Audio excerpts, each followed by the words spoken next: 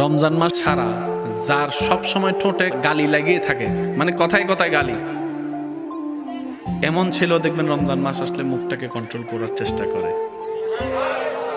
অর্থাৎ অন্য মাসে যে পাপগুলা যত সহজেই করে, রমজান মাস আসলে মুসলমান আমার ভাই বোনেরা সেটার প্রতি একটু লজ্জাবোধ করে।